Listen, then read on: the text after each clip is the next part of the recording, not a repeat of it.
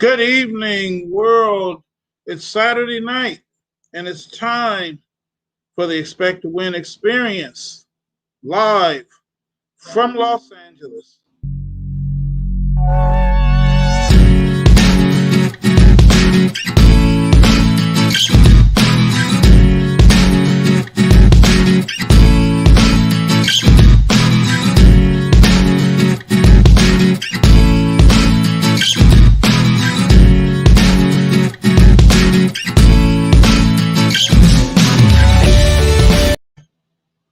Good evening, everyone that you're tuned in to the Expect to Win experience. I am Coach Thomas, and we are here every week live profiling student athletes from around the world and bringing on coaches and experts that help enhance our show. I am without my partner in crime, Kandi Knight, but Kandi will be back next week. We have a great show tonight. We have a young man that we're going to be talking about football tonight, and we're going to get right to him after our first commercial break of the day.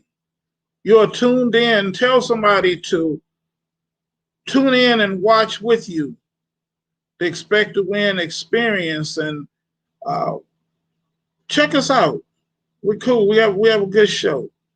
Have a very good show. So we will be back after this commercial break with our first guest, student athlete of the evening.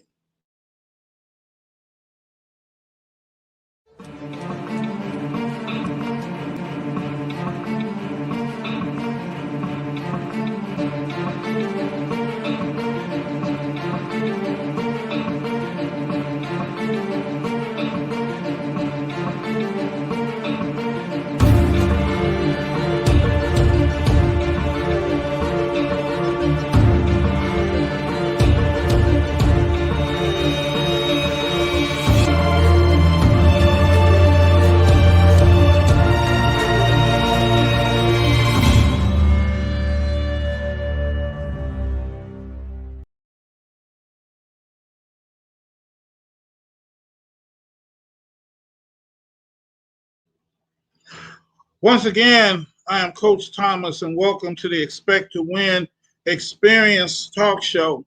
And if you are a student athlete, parent of a student athlete, and you would like to have them on the show, or they'd like to be on the show, drop us a line. You can email me at expecttowintv@yahoo.com. Expect to Win TV at yahoo.com. Although we are live from Los Angeles, we profile student athletes from all over the world. And tonight, we have a young man from the state of Mississippi, I believe.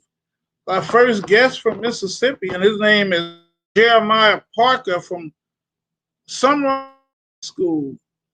And he was a football player and a running back. And so, ladies and gentlemen, welcome to the Expect to Win experience, Mr. Jeremiah Parker.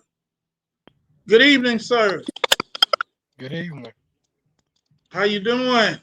You're in the dark. You're in the dark. We can't see. Yeah.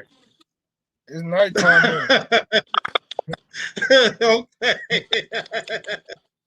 I love, I said before the show, I always forget that when we have people on that, that crazy time zone where you're 3 hours ahead of us, when I look outside right now, I'm looking at sunshine and blue skies in Los Angeles. But that's all right. We're going to get through this tonight, Jeremiah. How you doing, man?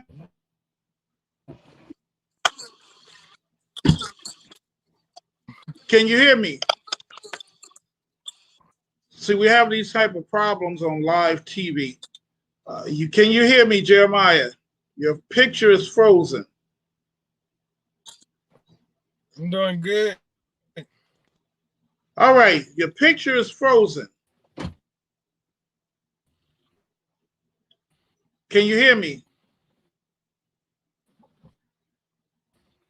All right, we're gonna pull Jeremiah out until he gets his picture straight, and we're gonna go ahead. We're gonna go to our distinguished coach tonight, and back to Jeremiah. But we are honored to have Coach Bo Overton from Oklahoma Baptist University. I'm sorry, and he is a multiple national championship winner and uh, be a Hall of Fame coach. So we're going to bring on, ladies and gentlemen, welcome to the Expect to Win experience, Coach Bo Overton. Good evening, Coach. Hey, how you doing? I'm doing good. I'm doing good. Welcome to the Expect to Win experience. Hey, it's an honor. It's a big honor to be here. Well, I love your name. Expect to win. thank you, thank you. We like to have big shot coaches, so Well, that's why we have. hopefully next week you can get one. Uh, no, well, we're glad to have you here, Coach. Why don't you tell what got you interested? How did you get interested in coaching? Was it a lifelong desire, or did you kind of just stuck to it? Very simple. My father was a coach, and so the whole time I was growing up and playing sports, um, he always pushed me away from being a coach because, as you know, we don't make any money. Right. And so I always thought when I went to college that I was going to be a lawyer or have a normal job. And next thing I know, I'm a coach, and I've been doing this for almost 30 years, I think. Wow. Wow. What so if you're doing it for 30 years, obviously you found your passion. What is it that you love about coaching? Well, I think the biggest thing for me is just the competition. Competing. Yeah, I just like to compete in everything, and uh, one of the main things with coaching, as you know, is it's not just the games you're competing. You're competing to recruit. Yeah. You're competing for to raise money for your program. You're competing. Every day you go to the office, you're competing for something, and that just kind of keeps me going, and hopefully it keeps me young, and hopefully I'll be able to do this for a long time. And you're a football coach, correct? No, I coach women basketball Oh, okay, at okay. OBU, and I coached men for about 15 years. All over the central part of the United States, in Oklahoma and Texas and Louisiana, and Who do you find easier to coach, men or women?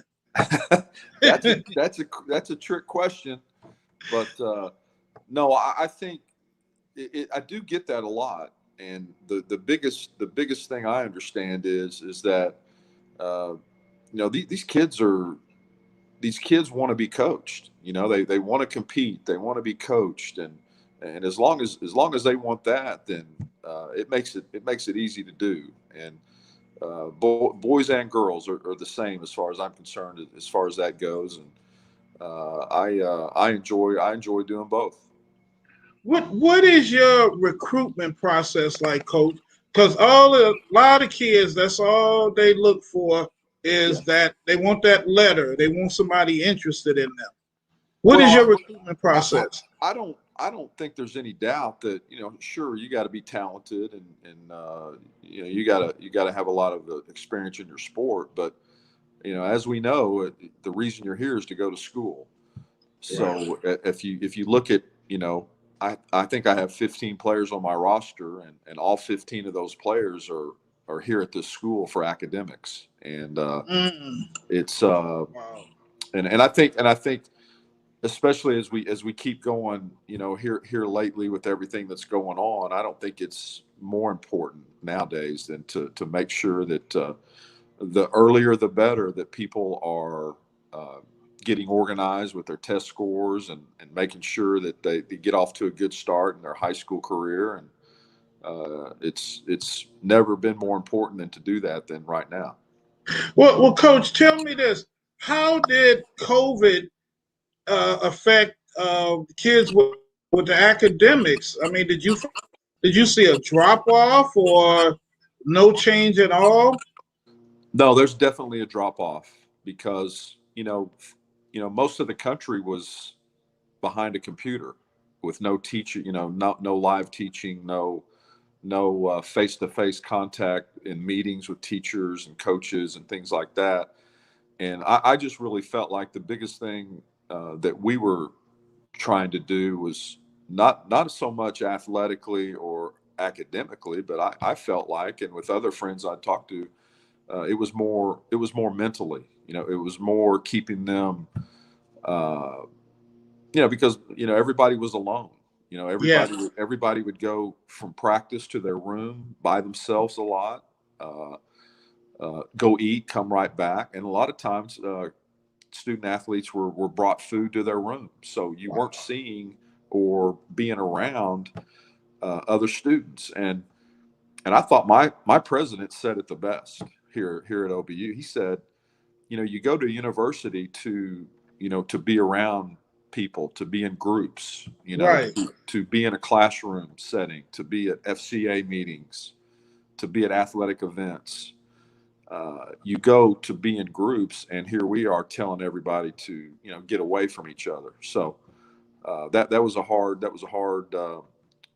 thing to get through, but I think we've done a pretty good job doing it. Well, how did you do it? I mean, because it sounds like mentally they were struggling. Everybody Yeah, was struggling, and as part of your job as a coach is to sell your players on your program. yeah. How do you do that when they're struggling mentally? I just felt like that was the most important thing, and let the practices and the games, be secondary. Let everything else be secondary, and just make sure that they mentally were engaged, and Wow. try to make it as fun as you could for everybody. And and then hopefully we did okay with that. That sounds like an awesome strategy, coach, because most of the kids, when they get to your level, they've been playing the sport all their life. So they have that part of it down. They have the basketball part Right, down. right. But I like that. That's it. That's interesting. I told you we have great coaches, and I have a in front of me.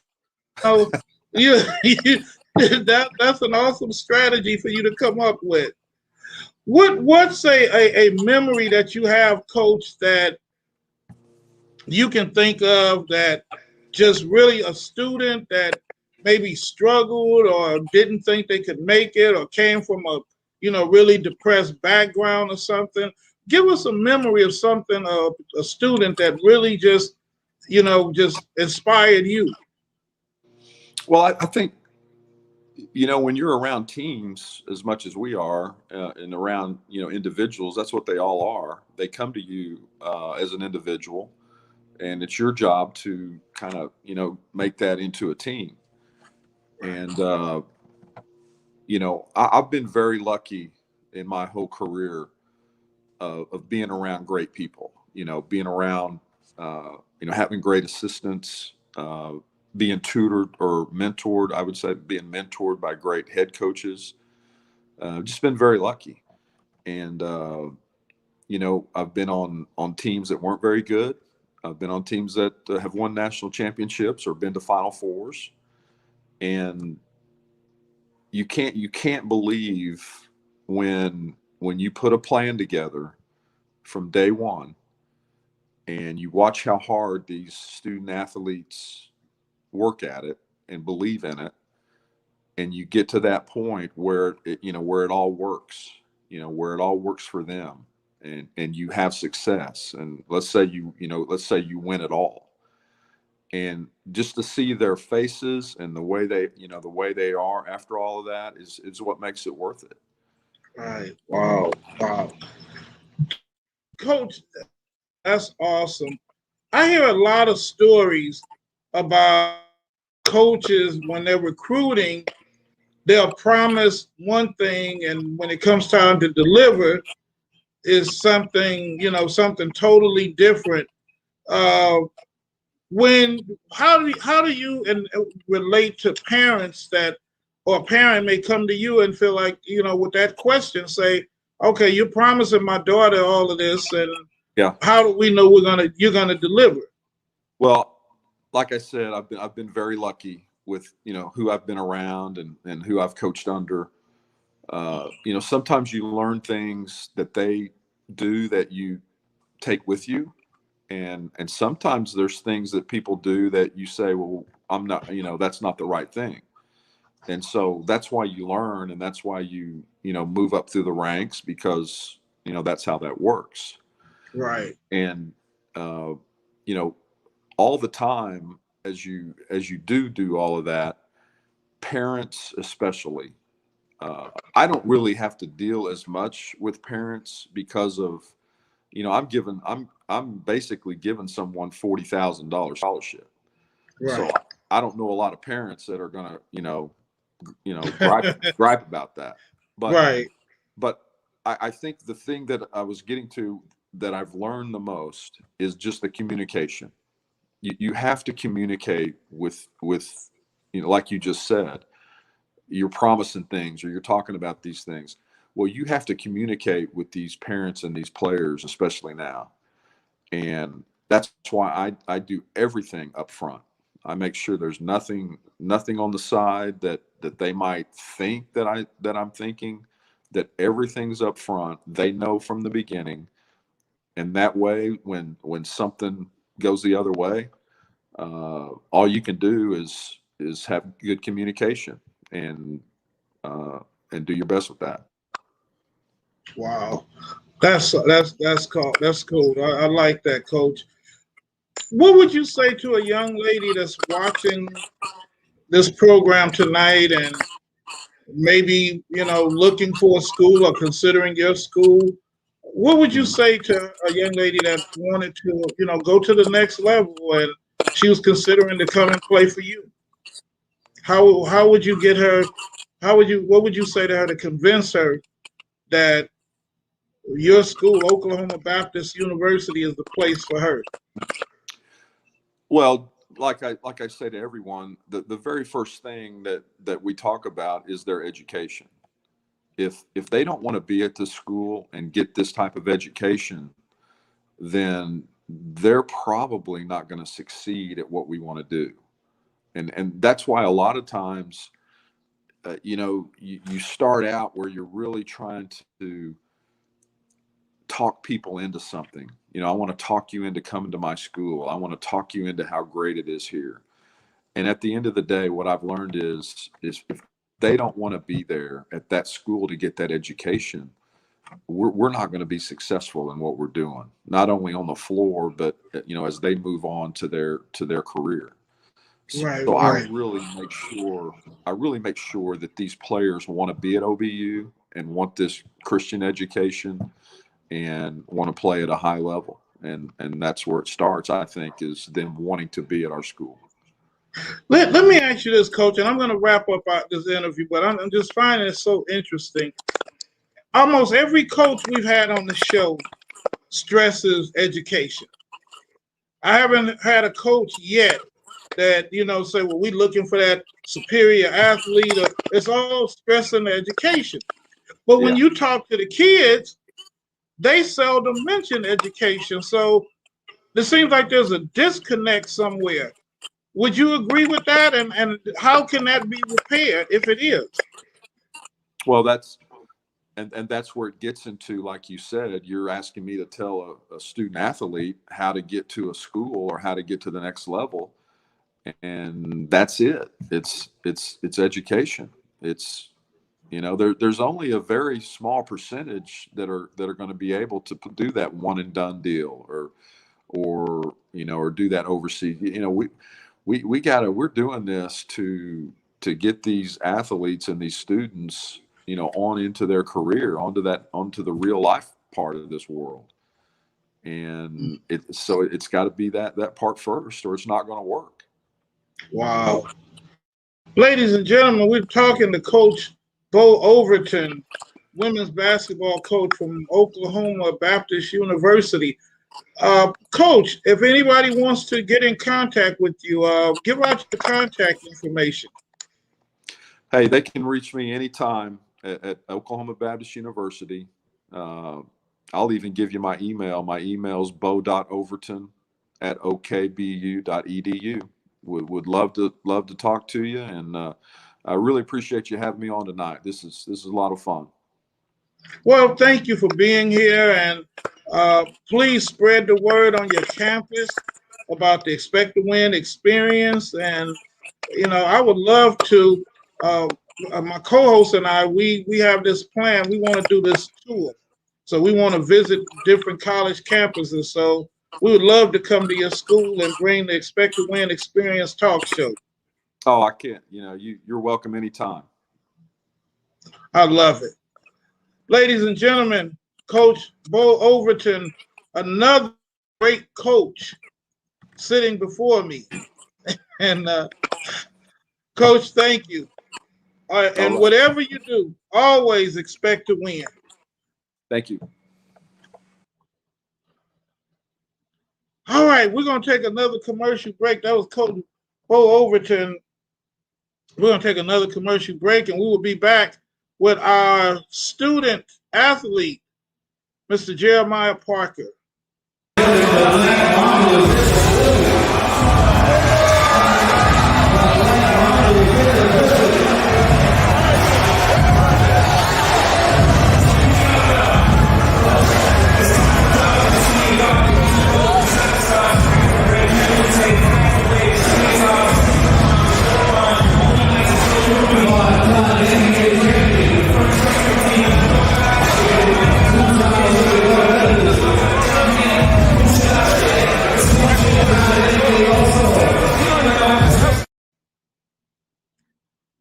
That was our commercial for the Drew League, which featured an appearance by the great Kobe Bryant. I just love watching that commercial, and big shout out to Dino Smiley, president and founder of Drew League, one of the most popular, if not the most popular, amateur basketball leagues in the world today. All right, we're going to go to our student athlete. I believe he is Jeremiah Parker. There he is. All right, I see you're in the light now. Yes, sir. How you doing? Good. Good. Jeremiah, where are you? You in Mississippi? Summerall. And where? Okay, I didn't hear you. Summerall. Summerall, Mississippi? Yes, sir. Oh, okay. My mother's family is from Clarksdale, Mississippi. Clarksdale. I think that's like an hour away. Okay. I've never been to Mississippi. I'm gonna have to visit there. I'm gonna have to bring some Expect to Win to Mississippi. Yes, So you are a football player. Yes, sir. How long have you been playing football? Since kindergarten. Really? Well, how old are you now? 17. 17. What? You're a senior, junior? Senior. Senior? Okay. How was your season this year? Did you play? How did COVID affect your season? Due to COVID, we missed like 3 games, and I missed 4 because first game I broke my ankle, and it come back to playoffs. Okay. Well, how did your team do this year? How did we do? Yeah, how did your team do? We made it to the 3rd round and got put out. Okay. What your school are they known to be a powerhouse, or was this a major accomplishment for them to make it to the 3rd round? What reputation does your school have? So far, our coach told us we've only made it there 3 times, and we were the 3rd team to make it 3rd round. So this was something we could do. Okay. What is it that you love about playing football? Contact.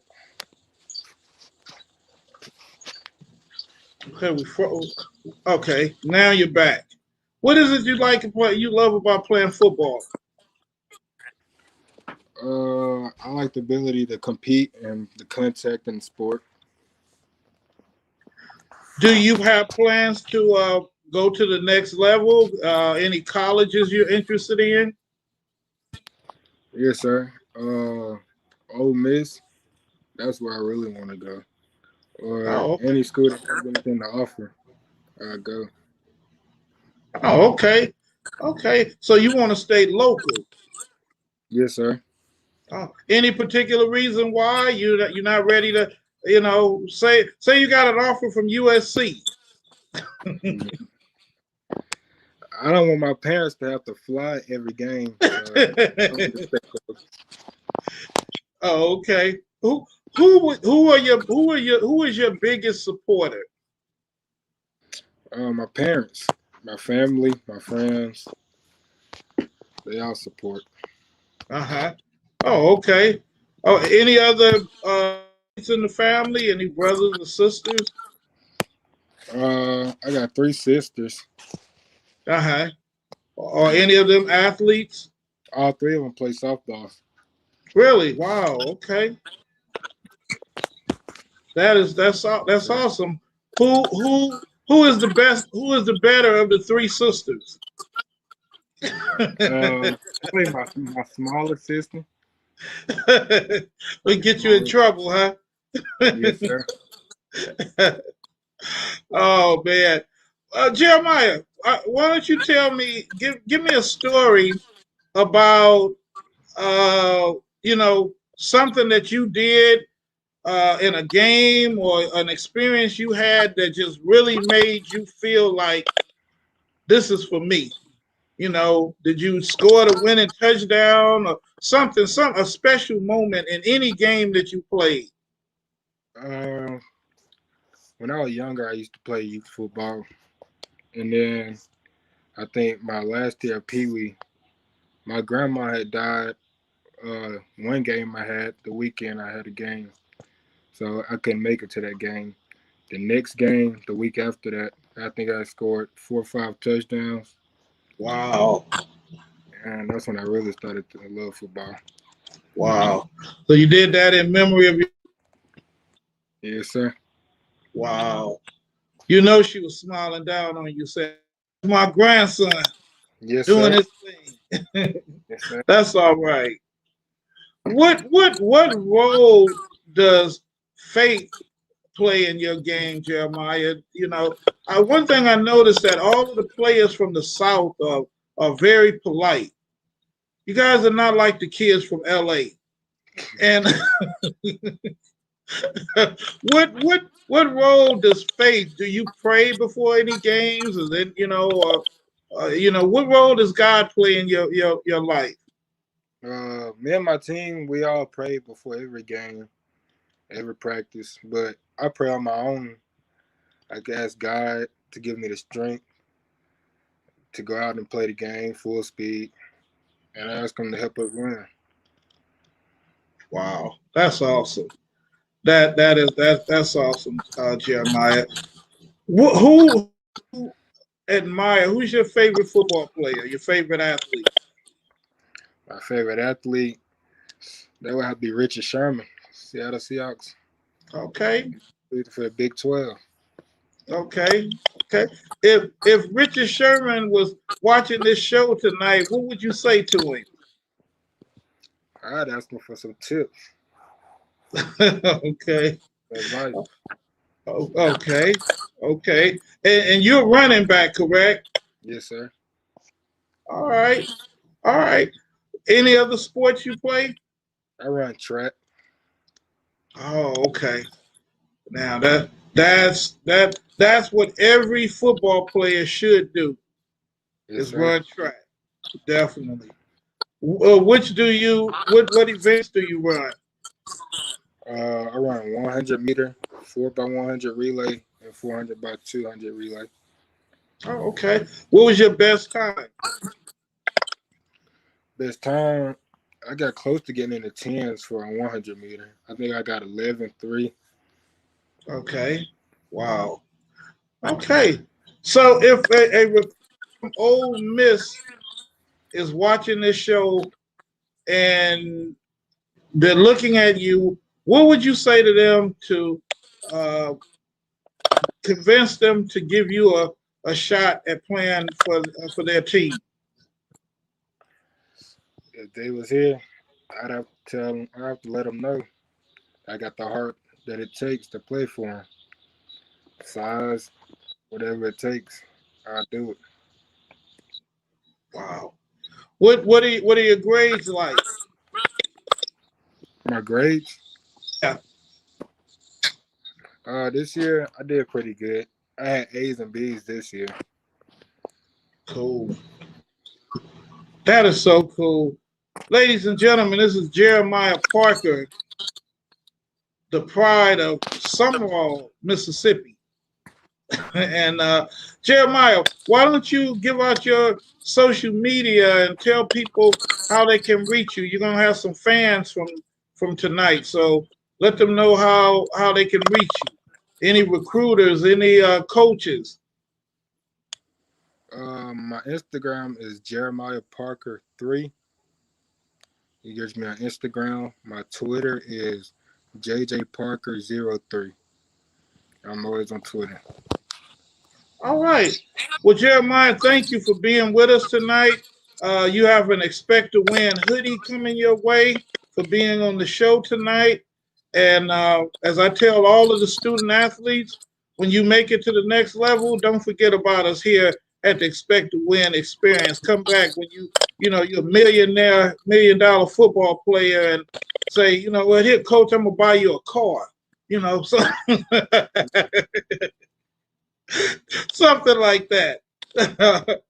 But thank you, Jeremiah. Man, we rooting for you, we're pulling for you, man, and looking forward to hearing the great things about you. Yes, sir. Tell your mom and dad I said hello and that they have done a great job with you. Yes, sir, I will. All right, ladies and gentlemen, Jeremiah Parker, awesome young man, awesome. I love meeting these student athletes, and so we have about 9 minutes left, and that went fast. That's a fast hour. So I'm going to bring on the third part of the team, Coach James Kelley, our college recruitment specialist, and we're going to just kind of summarize what happened tonight and have a conversation. How you doing? I'm doing good. I know you were in the green watching the show. What did you think about tonight's guest? I like both parts. I'll tell you what, you were correct in the fact that every coach we've had on here has really said, that athletics takes a back seat to the education because the education is what benefits the student more so than even the experience does of the athletics. Of course, you take the experience of the athletics and you apply it to your real life and when you get into your career. And with Jeremiah, you can tell he's a humble young man looking for the next opportunity so that he can continue his football dreams. Well, Coach, I'm going to ask you the same question because you're involved with recruitment and all of that. Why is there a disconnect? Because the kids don't talk about the academics the way the coaches say, that's what you have to come for. Why do you think that there's that disconnect? The disconnect happens because kids are bombarded, and I mean literally bombarded by social media, by television, by anything that's digital, basically. That everybody glamorizes. They glamorize everything that happens. Everybody thinks Division I this, Division I that, and they don't put out the real things that go on behind the scenes. And so kids only know what they see. Coaches have not only lived through being players, gone through the process of being recruited, then be a student, then be a coach, and coming up through the ranks as a student assistant and then an assistant coach and a head coach, and understand what it's really about. So basically, you're going through two different journeys. You're going through a kid that sees what he's being shown and says, I want to attain this, but does have zero knowledge on how to get there or what's on the other side of the dream that he has.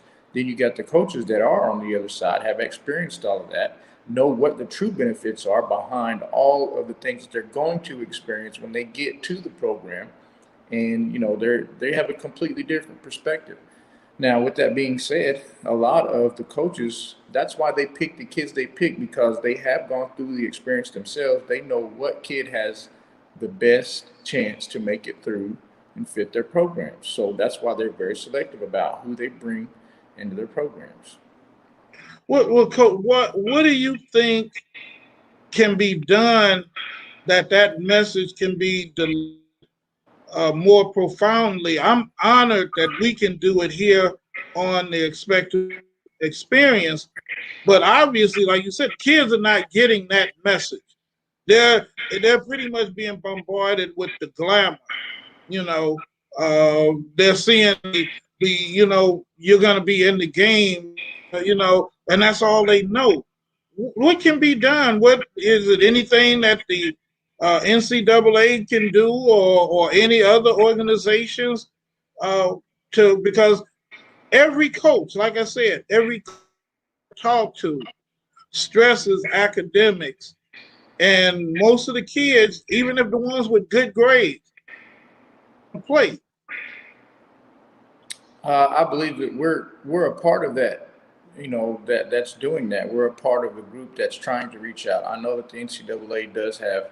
That's part of the reason why they have the rules they have. Like they have the clearinghouse, so that you can make sure you're not a paid athlete playing against amateur athletes. Then you also have your core classes that you have to pass. That's part of all those things. So these kids are actually going through processes for educational purposes and not know it. They don't know it. They're just going through it because that's what they're told to do, or that's what they're told to achieve. Um, and there is information out there. Do I think that it's used enough? Absolutely not, because I believe that um, I don't know. I just there's not enough being done, but part of it has to do with like you said, the disconnect. The athletes aren't interested in the education. They're only interested in the glory of the athletics and what the athletics can bring. Um, so I was the same way. I can't even disagree and say that wasn't the same way. I didn't even really find out that I was an intelligent person until I got in a master's program after I graduated with a bachelor's degree, because I was just worried about playing basketball, and I had to get my grades in order to play. Um, so that's why my academics was there. If I don't get my grades, then I don't get the scholarship, and if I don't get my grades, I'm not eligible to play. That's why I did it.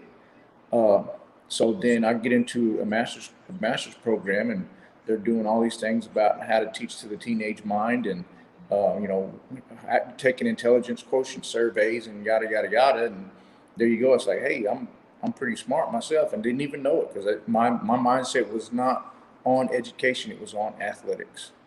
Wow. Coach, I'm going to ask you to.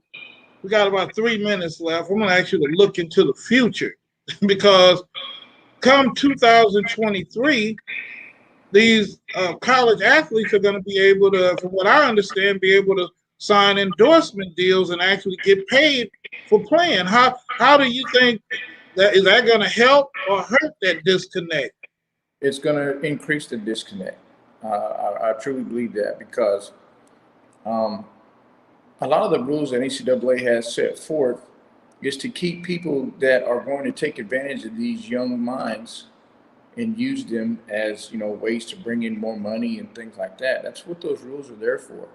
Uh, Well, I mean, I'm not to interrupt you, Coach, but a lot of people say that's what the college want.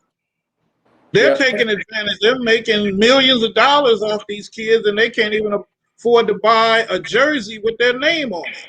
and I agree to that to some extent. Now, I do know for sure that there are stipends that come along with NCAA D1 scholarships. They get it per diem, where not only do they have the scholarships where things are paid for, where they get to they get fed and they get their room and board and stuff like that, and then they also get the per diem, which is a little bit extra. But other schools don't have that. On different levels, they don't have that. Do I agree that they market their players in order to bring in people to make being part of the money machine? I agree to that. Do I agree that the kids probably should be compensated? Absolutely, because of an athlete's success, more people will come to the whatever sport it is and whatever school it is because of the athlete. Do I think they deserve compensation? Absolutely, because without that player, or if that player goes somewhere else, the fans will go somewhere else. A long time ago, it used to be people were loyal to the schools and to the teams. It's not like that anymore. If LeBron gets traded, all his fans go with him. Right. Right. It's just, things are just different these days. Wow. Well, Coach, I think we're gonna wrap it up. We're up against 8 o'clock hour, but Coach, this is an issue I really would like you to bring back to the table, the compensation part of how it's going to work and all of that stuff. So if you can put something together along those lines, I think parents and athletes would be interested in hearing that. I'll get on that. All right. So we're going to call it a night, ladies and gentlemen. I am Coach Thomas, and I'm Coach James Kelley. And this has been the Expect to Win Experience Talk Show. We'll see you next time. Fight on.